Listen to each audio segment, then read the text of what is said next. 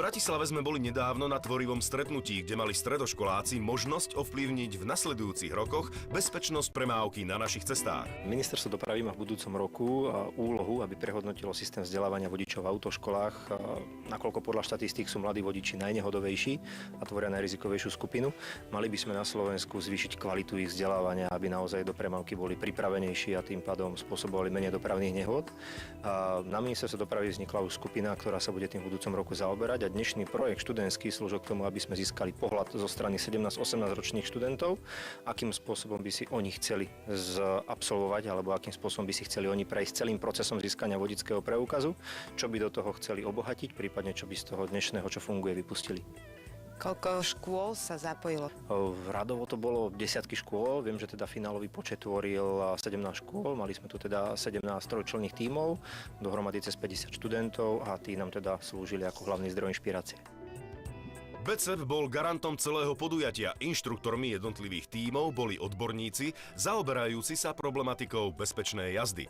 Žiakom pomohli niekoľkými radami, ale fantáziu im neobmedzovali.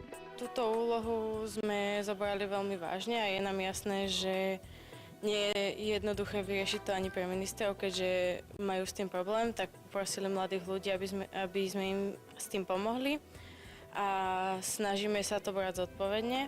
Sme si napísali nápady a teraz selektujeme podľa toho, čo sa hodí, čo je dobre, čo môžeme použiť a čo nie. Padali rôzne nápady, všelijakého rázu napríklad auta, napríklad zrušiť úplne a jazdiť na koňoch.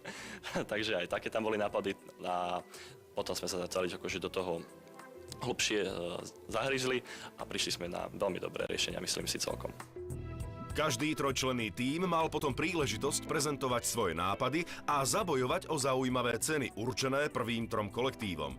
A už počas prezentácie bolo zrejmé, že takéto stretnutie malo zmysel. Ako hodnotíte túto akciu z vášho pohľadu? Je prospešná?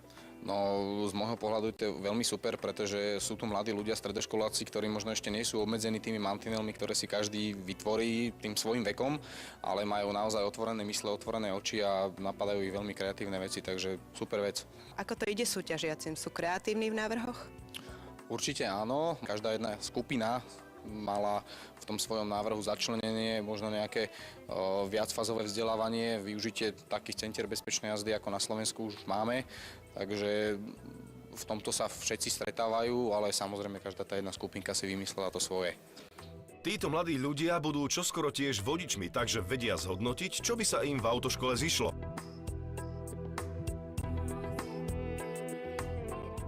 Výherca priniesol asi najviac inovatívnych prvkov do celého toho procesu vzdelávania. Boli tam veci, ktoré nás trochu príjemne prekvapili, ako dajme tomu vymyslieť simulátor s rušivými efektami.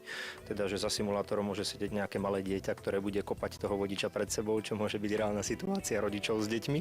A on počas toho musí šoférovať a zvládať tie situácie, ktoré sú pred ním naozaj bezpečne. No a plus tam priniesli aj nejaké ďalšie prvky, ktoré ja verím, že dokážeme využiť v praxi.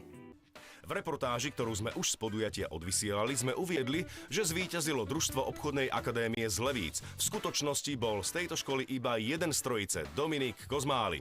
Iveta Srncová je z obchodnej akadémie v Trenčíne a Tomáš Orolín z priemyslovky v Poprade.